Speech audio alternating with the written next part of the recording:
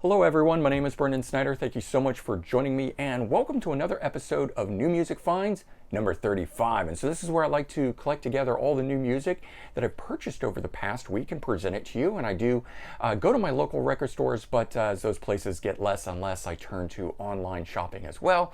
So I also get it from Amazon, eBay, and more.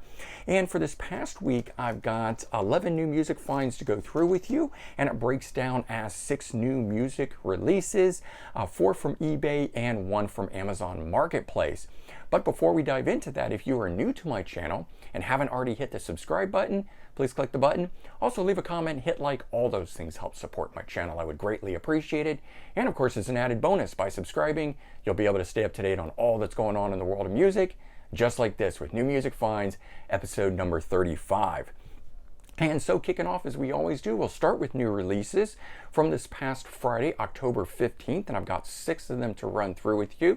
And as you can imagine, since I'm wearing a Yes t-shirt, I finally got my Yes CD, The Quest, which is their 22nd studio album. And so this is the first in 7 years since they put out Heaven and Earth in 2014. And this one here is produced by Steve Howe, which I think is a good thing. Definitely returned his guitar playing to being more prominent throughout the music in here. The lineup for this is John Davison on vocals, who did record the last album, Heaven and Earth, with them. Jeff Downs on keyboards, who comes from the drama era of the band. Billy Sherwood on bass, who was with them in the 90s and early 2000s, and he also replaces Chris Squire, who had passed away. Then we've got Alan White on drums, coming from the classic era lineup, along with, of course, Steve Howe on guitar, also coming from the classic era. So quite the lineup, in my opinion, there. And while this did get mixed reviews, and a lot of you guys didn't seem to enjoy it as much by way of comments that you left on the full review that I have done, and of course I will leave a link in the description if you haven't checked that out. But I very much like the album. Yes, it is different. It is not like their typical fare, but I think it's pretty good. It's more mellow, and I think if you can go into it as being a new release, I mean, the band has been around for more than 50 years now. Did want to point that out, that there was a different cover on the booklet, which I thought was kind of cool, like that, and you do get the full artwork there on the backside. But anyway, if you can get behind the idea that this is new album by a relatively new lineup of the band, kind of a thing, then it is what it is, kind of a thing. And I don't think that we should be comparing it back to stuff that a band did in their 70s and early 80s or whatever like that. Bands grow and change and so forth, and that's what this is. But I do enjoy it. It has grown on me quite a bit. All right, next one to discuss is Judas Priest, Reflections, 50 Heavy Metal Years of Music. So this is a compilation album, and it's a selection of tracks from their 47 CD box set that they put out of the same name. And cool thing about this is it's not just a hits collection. It's half studio and it's half live, but they dug deep. It's more album cuts and things of that nature on here. There's no previously unreleased or anything of that way in terms of studio. The live cuts are unreleased that are on here. So you are getting something that's unreleased, but as a whole, you would have thought there would have been some unreleased studio tracks. It's just not how it worked out, unfortunately. But the cuts that are on here, so split half, the front half is studio, and it's deep album cuts. So again, it's nice. You might not recognize them. So it makes for something a little different, and it opens up with a track off of their debut, or at least debut in terms of major label, Sin After Sin, the one that you can see behind me there, and it goes through 6 or so worth of their album cuts and things of that nature, and then flips over into studio. All right, the next one is King's X frontman Doug Pinnick put out a new solo album called Joy Bomb. This one here, pretty good in my opinion. Nothing ever lives up to King's X, but it's just nice to hear his voice. Has been a while, and certainly looking forward to that new King's X. So if you need something to tide you over, I do recommend this album. It's quite good, quite interesting. Check it out. I would recommend it. And then the next one is Alcatraz 5, which is their 5th studio album.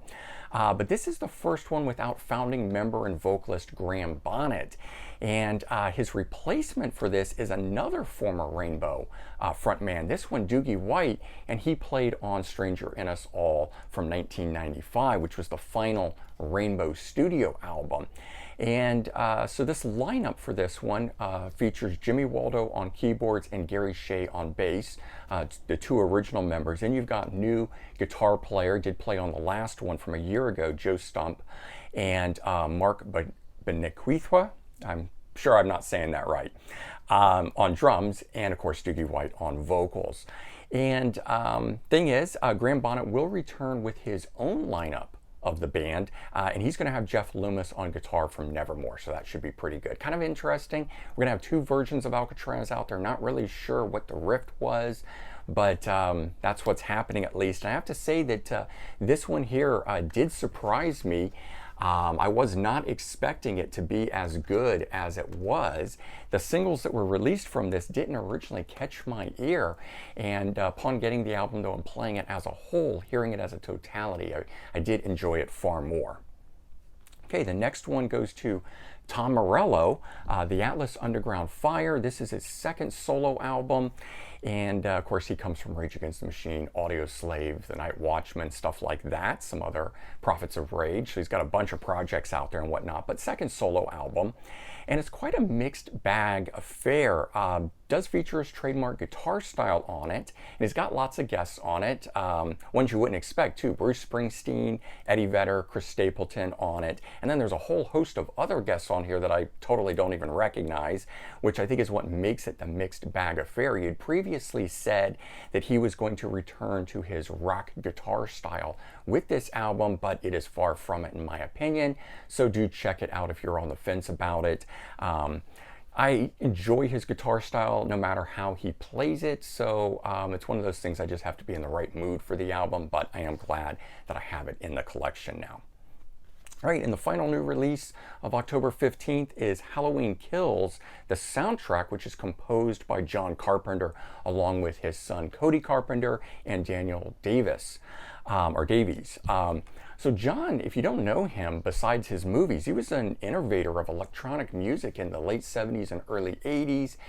He's a writer, director, and composer of music for his films. So, quite the Renaissance man in terms of that, showing a real, sort of do-it-yourself spirit when it came to making his movies and stuff like that.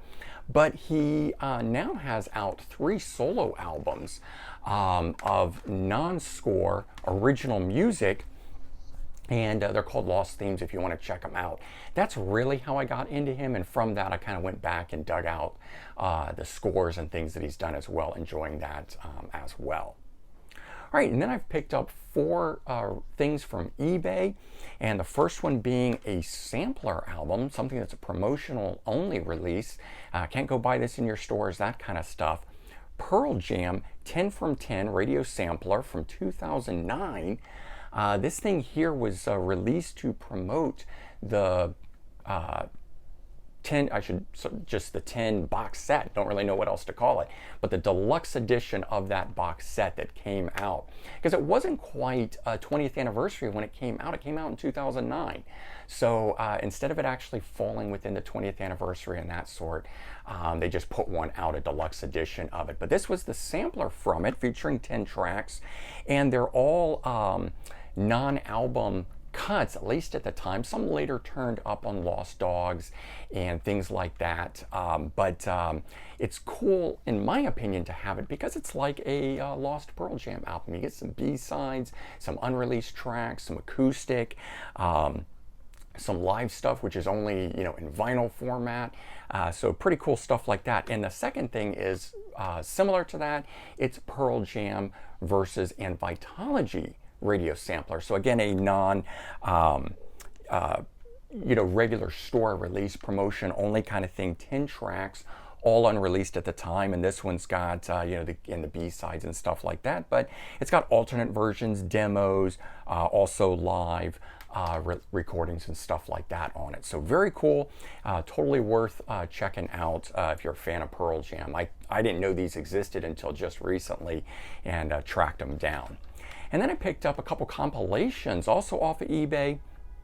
Blue Oyster Cult, Then and Now from 2003. This one here on the CMC label, featuring 12 tracks and spanning 3 of their albums.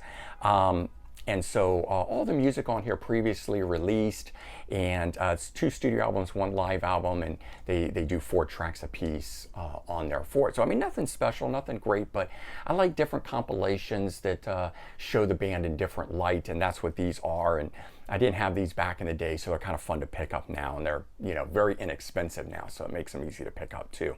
And so I've got another one, which is The Fix, Then and Now also, but this one 2002. Again, it's a compilation album, and it features select tracks from the 2 albums that they released for the CMC label, 101 Woodland, which had them re-recording acoustic versions of their biggest hits, so studio editions of them, and then their new studio album at the time in 1998, Elemental. So they did a selection of tracks from both of those on here. So it's kind of like a greatest hits compilation with some new tracks thrown in on it, which is also nice. All right, and then wrapping things up here, I've got one from Amazon Marketplace, and it's UFO, Hot and Live, the Chrysalis Anthology from 1974 to 1983. And this came out in 2013, and it's a 2-disc set. What I like about this thing here is it's broken down by their 2 most famous guitar players, Michael Schenker 1974 to 78, and then Paul Chapman from 1980 to 83. That's the eras that the live music is taken from on here. None of the songs repeat over the course of the two-disc set. So even though that, yes, in the 80s they would have been playing some of those Michael Schenker hits and so forth, they break this down in a way that you can listen to both discs back to back like it's one complete concert, which I think makes it far more interesting and enjoyable for this release than having songs repeat and stuff like that on here. So there you go. Those are my new music finds for episode number 35. 11 new music find albums for you there. And do check the description for links to related videos. In particular, I'll leave a link to the full review of the Yes album, The Quest, the brand new one, as well as the Pearl Jam 10 Deluxe Edition box set and the Pearl Jam Versus Invitology Deluxe Edition box set. All right, and if you enjoyed this video, please share it out on social media. Have a good day, and I'll talk to you all real soon. Bye, everyone.